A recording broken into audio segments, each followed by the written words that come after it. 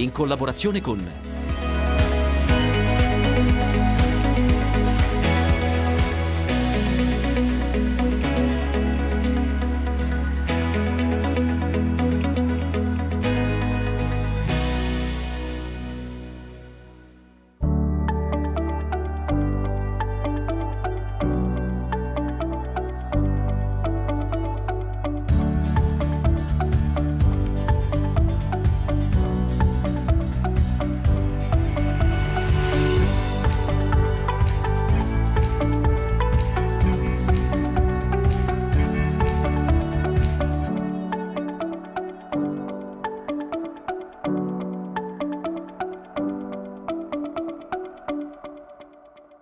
Oggi ci siamo alzati decisamente presto, abbiamo l'alba perché vi raccontiamo una filiera particolare legata al mare e alla terra, perché è anche tanto di agricolo. Sì, perché è la filiera della vongola, siamo nella Sacca di Goro, nella delta del Po, e questo è un parco naturale, ci occuperemo dell'intera filiera, vediamo come si pesca la vongola e soprattutto cosa c'è dietro questo prodotto tipico del nostro territorio.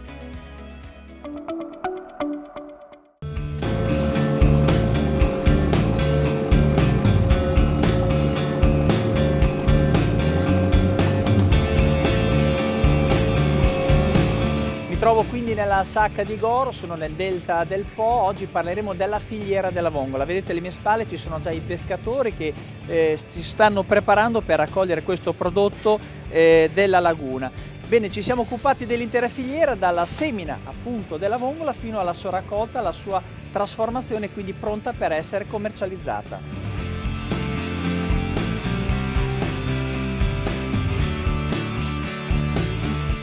Sono con Michele Gatti, che è un pescatore della cooperativa Roma Mar, e con lui iniziamo subito questo percorso. Allora, prima di ovviamente andare a pescare le vongole vanno seminate. Queste sono piccole vongoline che vengono messe in mare perché preparano il terreno per il futuro.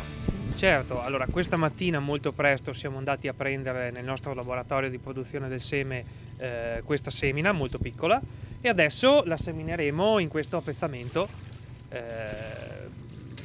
proprio per aspettare nel tempo che diventi grande e per essere raccolta.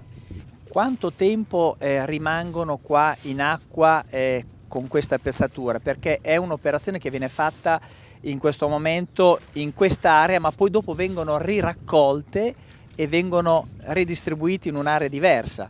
Certo, adesso le mettiamo in questa zona, verranno messe delle reti di protezione per i predatori, quindi per i granchi, per i pesci, rimarranno coperte per almeno 4-5 mesi, dopodiché quando sono cresciute e arrivano ad una pezzatura di 1000 pezzi a chilo, noi le prendiamo e le ridistribuiamo proprio per diminuire la densità per metro quadrato. Quindi insomma cercare di distribuirle, quindi rendere al massimo efficiente insomma questa sacca, questa laguna nella vostra concessione, perché va detto che ogni cooperativa, ogni pescatore ha un suo terreno, un suo territorio, in questo caso acqua, che viene utilizzata per la pesca. Sì, ogni cooperativa ha la propria concessione di pesca. All'interno della Sacca di Goro ci sono circa 60 cooperative, più grandi, più piccole, ci sono cooperative di 600 pescatori e ci sono cooperative come la nostra che contano 7 pescatori. Quindi noi abbiamo il nostro appezzamento che è circa 6 ettari. L'abbiamo comunque anche diviso in zone dove quindi noi abbiamo zone dove mettiamo il seme, zone dove abbiamo una vongola un po' più grande, zone dove abbiamo una vongola media e zone poi dove abbiamo le vongole adulte. Quindi adesso ci troviamo nella zona dove abbiamo il seme e fra un po' ci sposteremo a pescare nella zona dove abbiamo le vongole adulte. Poi ci racconterai anche, perché ci sono diverse tecniche, almeno un paio di tecniche che vengono utilizzate, no? Sì. Per la pesca, quindi con la rasca, che è questo strumento che serve per raccogliere. Certo, noi siamo pescatori, quindi dipendiamo un po' dalla natura, quindi dipendiamo dal sole, dalle maree, quindi ci sono momenti in cui c'è bassa marea e riusciamo ad andare in acqua e peschiamo con la rasca che trainiamo a mano, l'idrorasca. Poi quando c'è l'alta marea, come oggi, ci spostiamo in zone dove c'è l'acqua più alta e quindi dobbiamo pescare con una rasca, che è questa qua, che è un idrorasca da fondo, quindi trainata dalla barca, oppure ferretto, si chiama ferretto, e quindi pescheremo con questa attrezzo.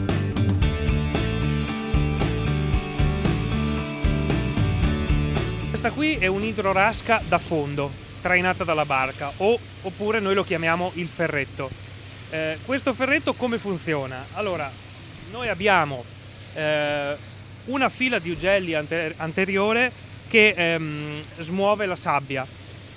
Una volta smossa la sabbia, le vongole vanno a finire su una griglia inclinata dove le altre due file di ugelli lavano praticamente, fanno passare la sabbia al di sotto della griglia e le vongole rimangono sulla griglia e vanno a finire nel sacco. Noi trainando questo attrezzo riempiamo il sacco di vongole. Quindi adesso è il momento di calarla. Certo.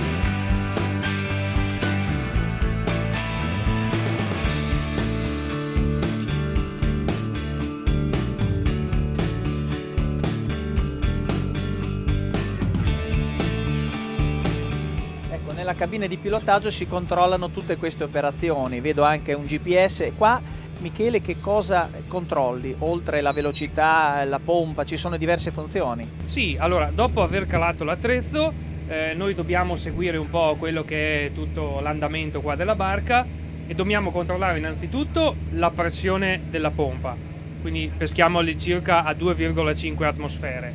Poi controlliamo la velocità di avanzamento, che andiamo attorno al 0,8 un miglio orario.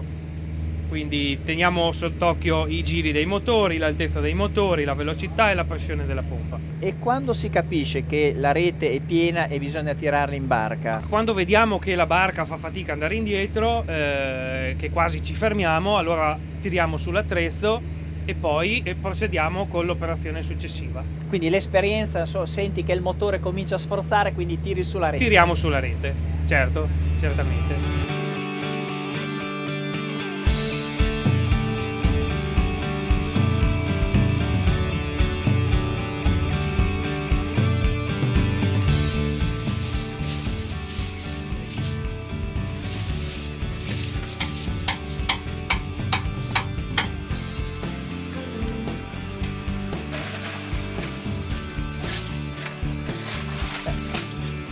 Insieme alle vongole qualche granchio sale, come anche questa sogliolina. Questa si ributta, Certo, assolutamente, perché è piccola e quindi la ributtiamo in mare. Senti, insomma, una buona pescata, qualche granchio, anche quello si ributta. Sì, i granchi li ributtiamo in acqua. Ecco qua. Senti, dopodiché, Michele, queste vongole vengono passate nell'altra barca che porta nello stabilimento direttamente. Certo, adesso in mezzo alle vongole, come vediamo, non ci sono solo vongole, ma ci sono anche altre cose. Queste qui sono, noi le chiamiamo le cappe tonde, che le scartiamo, quindi andiamo su un'altra barca più grande dove facciamo una selezione. E l'operazione quante volte viene ripetuta?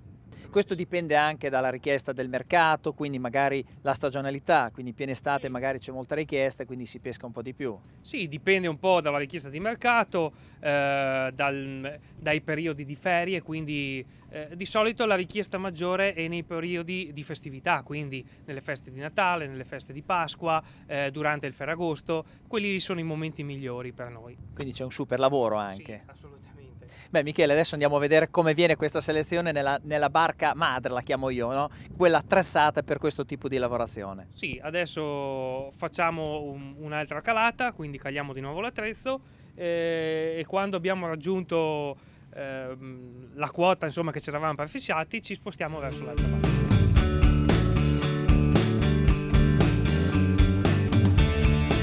Quella che vediamo attorno a noi, c'è una linea all'orizzonte che di fatto sono i confini della sacca di Goro, no? Una sacca che tutti gli anni, specialmente dove porta al mare, va dragata perché altrimenti chiude questa vasta area. Sì, allora, se tu guardi l'orizzonte vedi questa linea di terra che circonda quasi la sacca di Goro. diciamo la punta più estrema della Sacca di Goro verso sud-est è l'Isola dell'Amore. In quel punto il Po porta sempre, soprattutto durante i periodi invernali, quindi dall'autunno fino alla primavera con i venti di scirocco, porta dei sedimenti sabbiosi. In quel punto bisogna sempre scavare con la draga per evitare che questa sacca si vada a chiudere fino al Lido di Volano. E dopo diventa praticamente impossibile, dopo, se dovesse chiudersi questa sacca. Diventerebbe un lago, non ci sarebbe più ricircolo dell'acqua e quindi l'ossigeno verrebbe a mancare.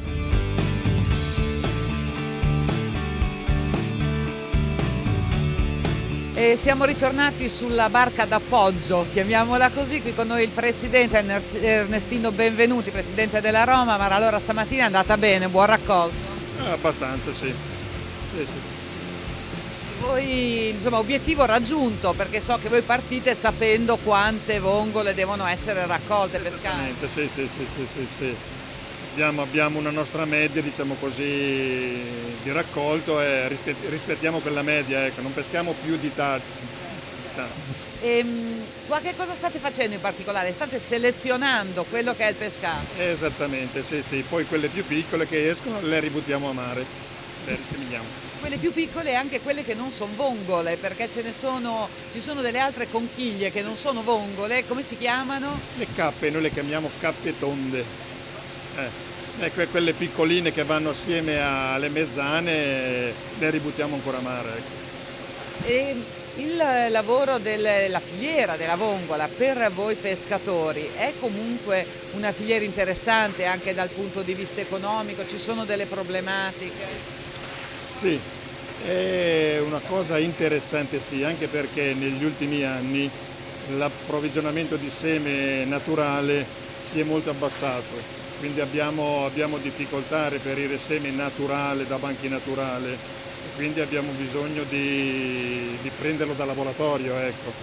E così abbiamo anche la possibilità di fare un prodotto, diciamo così, biologico, che nasce, sappiamo dove nasce, sappiamo, diciamo, tutto il percorso della vongola, ecco. Infatti la vostra è una filiera biologica, infatti. Esattamente, sì. E adesso le vongole, una volta, intanto io vedo i sacchi che continuano ad accatastarsi, una volta terminato questo lavoro ci si trasferisce e si va alla depurazione? Alla depurazione, sì, esattamente. Senta Presidente, le faccio una domanda io. Mediamente in un anno quanto raccolto, quante vongole raccogliete? Attorno ai 400-500 quintali. Senta Presidente, una mia curiosità, le cappe tonde, quelle che vanno buttate, ma non è che ributtandole a mare dopo voi le ripescate? No, perché le ributtiamo a mare non nelle concessioni, in una zona libera dove non ci sono concessioni. Ecco. Io invece ho un'altra curiosità, lo scarto. Rispetto al pescato, un quintale di pescato in realtà di prodotto pulito quanto ne resta? Varia dalle zone di pesca, perché ci sono zone dove c'è più sporco, c'è più scarto, e delle zone dove ce n'è meno, ecco. Diciamo che c'è un 25-30% di scarto, ecco. Di media, poi qualche giorno ce n'è un po' di più, qualche giorno c'è un po' di meno. C'è un altro passaggio, ma c'è una componente manuale molto importante in questo lavoro. Sì, perché le cappe tonde sono problematiche da togliere dalle vongole, perché non si riesce a selezionarle bene, alla fine bisogna selezionarle a mano. Beh, allora buon lavoro, la lasciamo tornare alla selezione. Io direi a questo punto, Claudio, ci fermiamo, una breve pausa e poi dopo, ecco adesso arriva l'onda Dondolo e poi dopo ripartiamo, continuiamo il nostro viaggio lungo la filiera. Alla fase che riguarda la depurazione, no? E quindi è una parte molto importante. Esatto, quindi andremo a vedere prima la produzione del seme, poi dopo in depurazione, perché intanto loro vanno in depurazione e poi le raggiungiamo. A dopo!